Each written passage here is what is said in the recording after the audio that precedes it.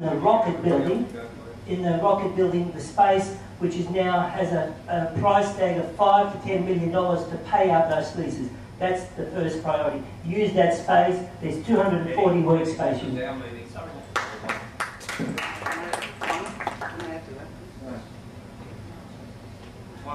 Okay, 1 minute, no worries, it'll be less than that. It's astounding to me to hear what Eddie just said when he voted for the purchase of that land in Robina, when he voted to draw down the debt of 1.3 million. Now he does a backflip and go, no, I'm going against all that. So what I'm getting at, ladies and gentlemen, have a look at our current assets for headquarters. We've got enough land in Southport. The car park we already own, and it's near the rapid transit system. So I'll take the word rapid out of there, but it's near the light rail, so it can work and increase the size of Moran. Thank you. I support Tom's view. Headquarters should be at Southport. That is where the real CBD for the city should be. Robina is just not the right choice. And there is land there. Certainly there is a lot of land on the hospital site, excluding the hospital building, which would be perfect for it. So I'm against Robina, but why would you be spending this amount of money and doing these plans without, first of all, restructuring the council and having a really good look at the number of employees? And I understand there could be a couple of thousand of consultants hidden away apart from the actual 3,500 number. So we need to really have a good look at this council in terms of its structure, its efficiency, before we start even thinking about headquarters. Thank you. Just to reiterate with Eddie's comments there about the land at Robina, Eddie actually negotiated that land in Robina to buy that land to put the headquarters there. He went into negotiations. I think we've got a $10 million. So his question to Councillor Sarah is, why did you buy it? But I've actually got the microphone ready.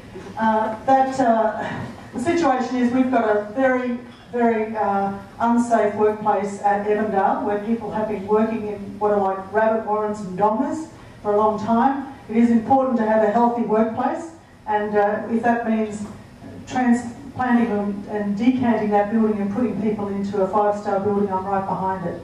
For Eddie now to turn around and say that he's not interested, I think just reflects poorly on his judgment on how the staff in our organisation should be treated. Sorry.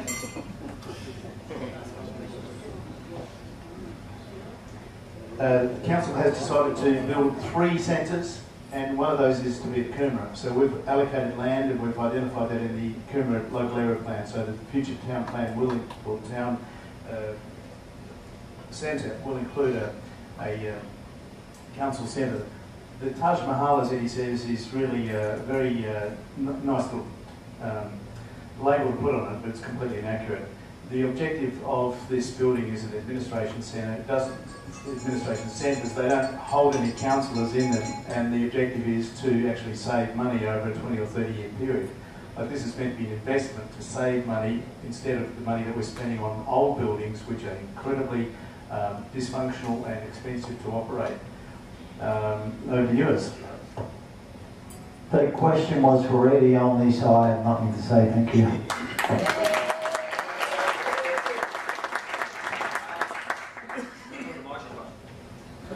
Yeah, just a quick one. My observation has been a lot of talk around tourism, about one of the industries. My observation is that tourism is actually disposable income. It's driven by disposable income, as is buildings where people occupy, rental, buy property on the coast. And it's further sort of validated in Gold Coast Bulletin on February the 18th regarding taxing of high income earners. And the comment there is saying that there's anything left over a holiday or invested property. My question is, what is your real view on what is meant to be a real primary industry for the Gold Coast? First of all, do you believe there should be a real industry of primary concern? And secondly, what is your personal view on what that should be? Not just tourism as a secondary industry for this coast. Thank you.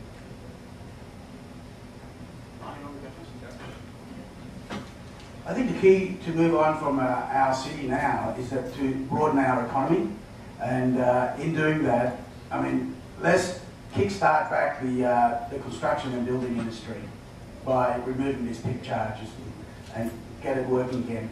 The tourism, There's a lot more work to be done due to a high Aussie dollar, but the domestic market's still there, and we should entice them to come back and revisit us here on the Gold Coast. So they're our two key. But the third key now, we've got to push hard on education. Griffiths is expanding at a rapid rate.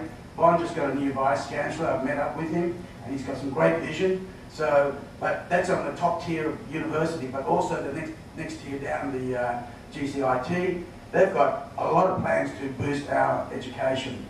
Medical is the other one that we've got to keep going. I've come out that regarding tourism, medical tourism, we could push that up. And then the third bit is the decentralisation of government. We should entice state government and federal government to headquartered here in the Gold Coast, especially up Coomera here. I mean, I foresee that we can have a headquarters for a state government. It's not that far from Brisbane, so we establish it here so that we can have another tier of our economy. A few points. Service Paradise is certainly still the focus, and we need to make sure we get things right there. So the new town plan will hopefully get things right so that we can create the right kind of environment for tourists to be welcome there and to feel safe and to enjoy themselves.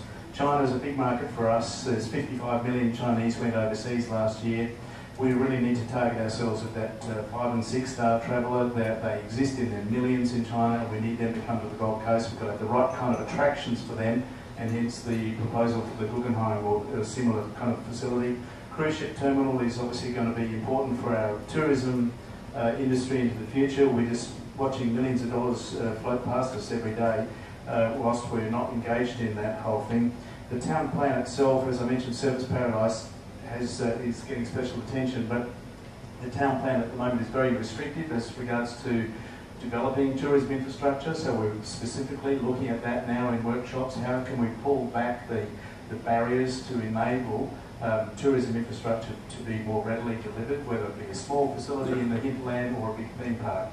I'm encouraging the development of a centre of excellence in tourism and hospitality. I see people shouldn't go to Switzerland to learn about how to manage hotels. Why not come to the Gold Coast and learn how to manage hotels? We've got some great talent here, and the universities to help support us in that endeavour. Lastly, the sports tourism economy is enormous, and we obviously have a massive opportunity with the Commonwealth Games to really harness that and ensure that we deliver all sorts of courses that focus on delivery of sports outcomes. Thank you. Thank you. I've said this before, ladies and gentlemen, the Gold Coast should be welded to the hip of the entertainment industry. When I'm talking about entertainment, I'm not talking about just going down watching a show, some people singing. The entertainment industry is our beaches, they are the casino, it is our lifesavers, it is everything about this beautiful city that you can't get anywhere else around the world. No other city that you can go to 3-4 theme parks within a 20-kilometre radius, it doesn't exist. We live in the most beautiful city in the world. We should be utilising all our features for the entertainment. Our casino, our nightclubs, we can't run away from our nightclubs. We used to go there, I used to go there, I'm sure a lot of you did. Okay, we need to entice new people to come to our city for its entertainment, the hinterland. But at the same time, I'm disgusted to hear that while the other universities around Australia went up with about 45% increase, I believe it was, on the Gold Coast we had 0 within a 4 or 5 year period. And yet the money that the universities, the overseas students bring into the city is just unbelievable. We have tourism, we have universities, we have our surfing industry, they all bring money into our city. And we need to diversify a lot more with the IT and then things like that. So bring the tourism in and look outside the square and keep our city moving forward. That's what we need to do. Thank you. Just a minute. Thanks, Lionel. I think what people aren't really touching on here is trying to keep our young people in the city. Just yesterday I went to a high school where they've got people who have got degrees in science, technology, engineering, mathematics, who aren't teachers, who are now going back in to become teachers. What we're trying to do is encourage young people into science, technology, engineering, mathematics, so they do stay here, so it does create research environment.